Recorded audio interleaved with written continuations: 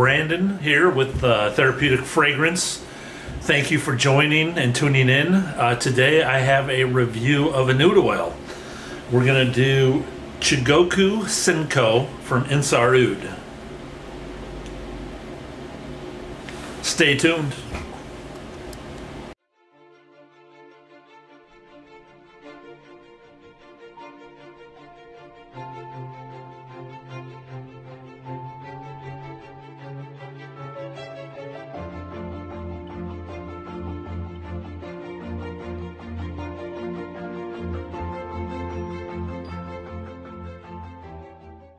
It's Brandon back with a review of an oud oil. As promised, I told you I'd start including ouds on my channel, and I've given this particular oud 2 full wearings, and thought at time I share with everyone my thoughts on this beautiful oud. I haven't seen a YouTube video on it. I've read a little bit on blogs in the deeps of the internet, and a lot of people have good things to say there. Definitely want to get out on my channel. Perfect cold weather, loud, funky oud. So with no further ado, let's get into this one. This is Chugoku Senkoh. Sorry, Ensar, if I'm pronouncing this wrong. I'm doing my best here. It's 3 grams. It's an India Chinese oud, Hindi Chinese oud, distilled in 2017. Here's the bottle again.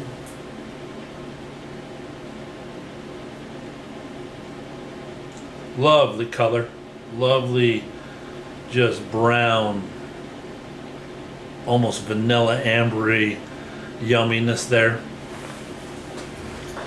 I've broken this down, and hopefully I get the graphic up with this video. You'll know if I did or not. Into 6 categories. I'll work on maybe including more categories or less, but this is my first take at this, and seeing how well it goes over as a scoring system.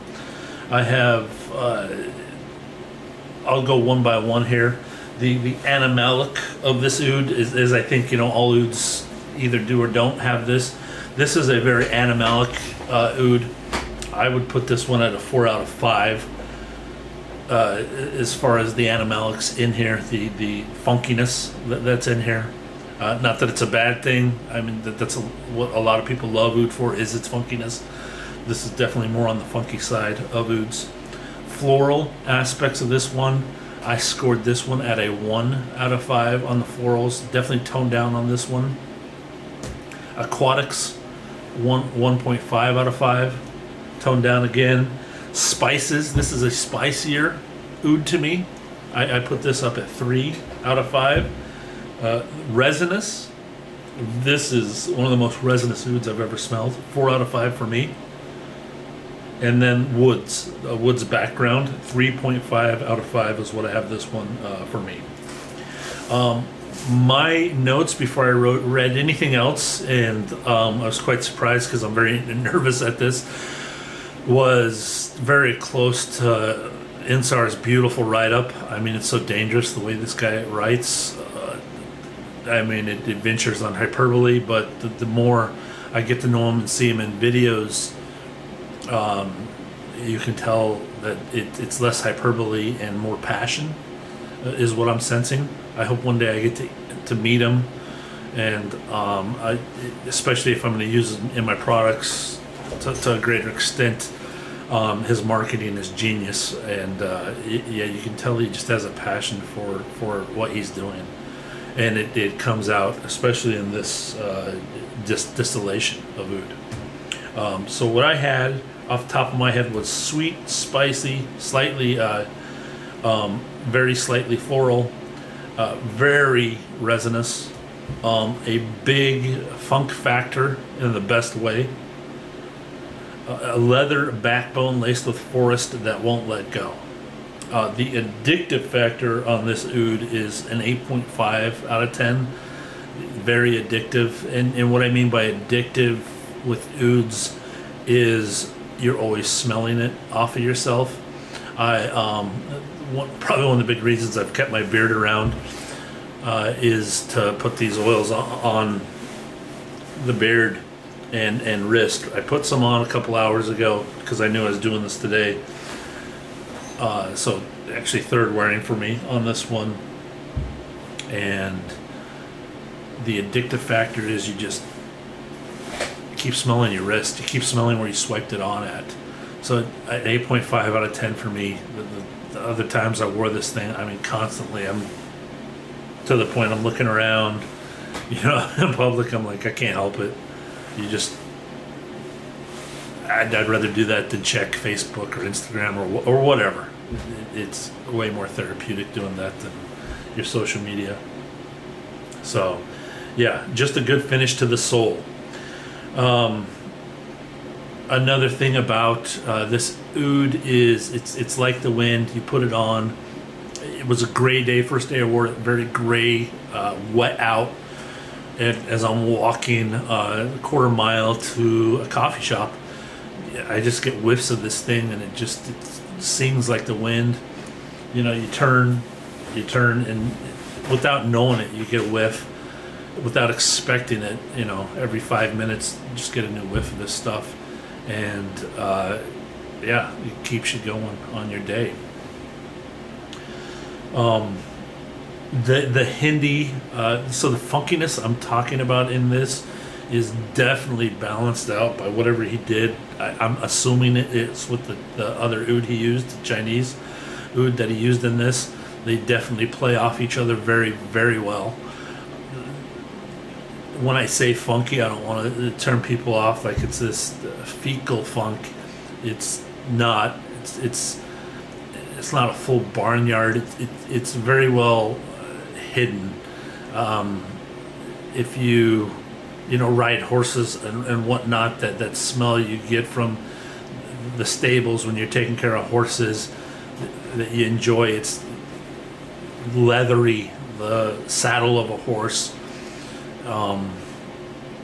It's just a good funk that I'm talking about here. Very well balanced, and like I said, in the distillation, very good care was taken of this. Yeah, just, oh man. And you'll catch me doing this all day. I can't help it. I'll just take ouds and it's beautiful.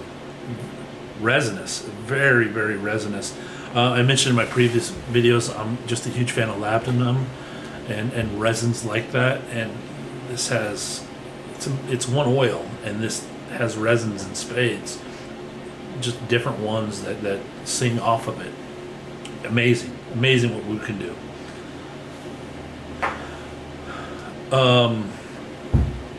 Yeah, back to the first day I wore it.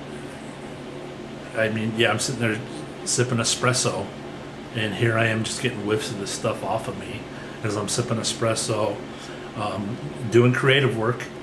The perfect oud for creative work, and it gets your brain, gets your spirit, man, into that mode of just digging in and getting, you know, where you have to draw that stuff out of the left brain. It just helps. It helps me do that. Yeah, I guess espresso's another. I mean, that's the taste sense, and this is the nose sense. So they play off of each other. It's something I need when I do that stuff. So this plays into that for me.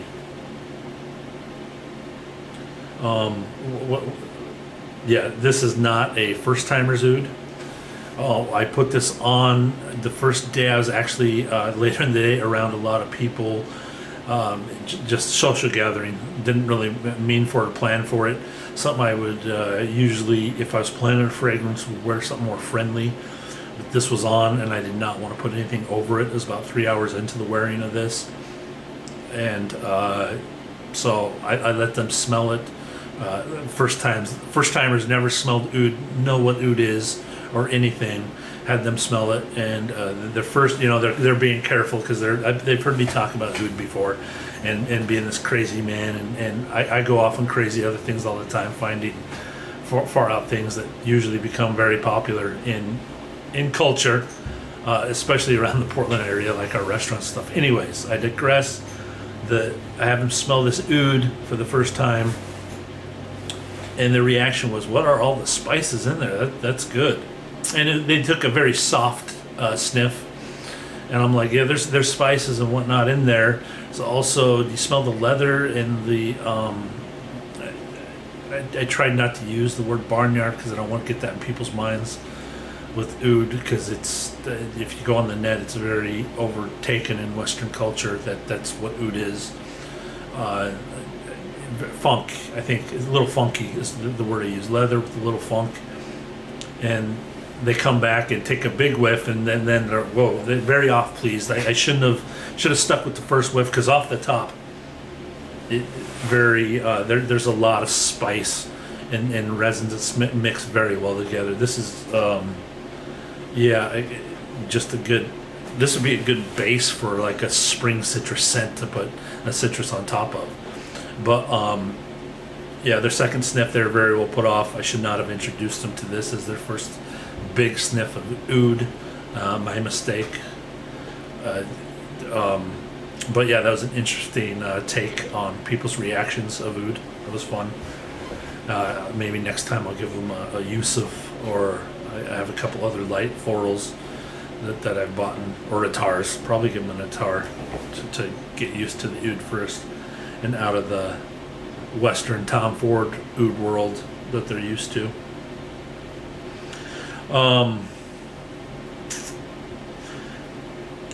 Yeah, that's the end of it. Yeah, that's this one lasted around 10 hours for me, with the last 4 hours just being that leather, little more than hay going on in the barnyard scent that lasted on the dry down. Lovely dry down, more like that stable, horse stable leather saddle feel that I got for the last 4 hours of it. The first 6 hours, spices were mixed in, different resins came out to play, all for the first 6 hours. Just you turn, you get a whiff, you turn, you get a whiff, and different things come out. One of the gorgeous things about ouds, this was quite a big discount on Ensar's website. I believe the discount's still there. Up there, it's under the, I want to say, I'm going to get this wrong, I think it's Oud Legends section that this is under. So yeah, that's what compelled me to buy it. So hopefully I can give you a tip there, and get it. It's the deepest discount I've seen him give on an oud. So I thought I'd get a nicer one and see what that was all about, and play with it as a backbone to some of the stuff I'm doing at a very small percentage to see if it even works. I don't know if it will or not, or if it will carry a scent at the dilution I'd have to make it to make a product. But it's definitely one I'm glad I have in my collection. The lightness of this oil that's just a trip. I could never think that it would be that animalic and that much potency in this thing, for what it is. I have very darker ouds that smell way more floral and softer than this one. This surprised me. First sniff, I was like, whoa, out of the bottle. And then I put it on, and it just, it's a beautiful oud, very addictive, like I said. This only comes in 3 grams. If you are buying from Ensar's site, to me, I recommend getting the 2.5 and the 3. I'm going through this with them right now. I have skulls and stuff here, and I don't know if they overfill the 2.5s or the 3s, but I definitely think the better value, they definitely charge for the 0.5 to the 3. They definitely upcharge for that. But when you can, I would personally pick the 2.5s from their site. This is only a 3 choice. The discount's deep, so it's worth it. I'm glad it's in my collection. I'm glad I own this one. And actually, all the ouds, I've never been dissatisfied. I want to put that out there. Anything from Ensar. He's an artist and never been dissatisfied. Definitely want to make that off the top. I love what he's doing. I have no complaints whatsoever. Yeah, this is the best leather scent that I own, with all perfumes combined and everything. This is definitely the best leather smell that I own. And nobody's mentioned leather anywhere that I look, but this to me is just leather up and down all around. It's what leather should be. Yeah, this is the best leather scent I own. If I was making top 10 list, this is number one. Nothing I have beats it. Not your ombre leather, Tuscan leather, which I have both of, or even Ensar Oud number one, which is supposed to be a pure leather fragrance. I do have his attar, his leather attar. I have not worn it, so maybe after wearing that might rank above this. But for now, this is number one. This is the bar for me. Other than that, I hope you enjoyed the review of the Oud. Again, more are coming. Oud's one of my favorite notes. I'll mix it in with perfumes and fragrances, designer, niche. You know, I'm about compositions and also natural fragrances. The ones I make will be natural, as I've stated, but yeah, Ouds are in their own right perfumes, and usually when people talk about them, they include it with 20 Ouds and they're just first impressions because of their price. I wish there was more thoughts on them as a perfume, as a daily wearing, and people discussing the notes. And kind of, I'm trying to get this factor that I put in here so people can, because you almost have to blind buy these. 3 grams is the only option for this right now. So hopefully my videos will help you make your decision on the different notes that Ouds, people talk about Ouds having: the aquatics, the floral, the woods, the animalics, that whole factor that you look for, the spices and the resins. There's a couple more, and I might do it by florage, and you know, all the French terms also. They could easily go in there, but Ouds are their own perfume, should be talked about as perfume if you want to buy it. There's no mixtures, there's no alcohols, it's a pure oil. That's a big turn on for me. Just it's one ingredient that, you know, from a tree that heals itself. It is the Oud. So hope you enjoyed this video. Please subscribe to the channel, like it, continue to follow me on this journey, and thank you for being here. Bye.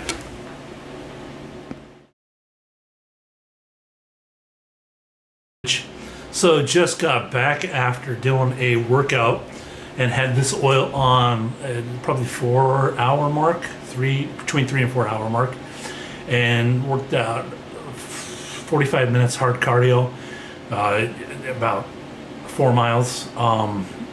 But this scent changed. That's why I'm back, and a little bonus footage here.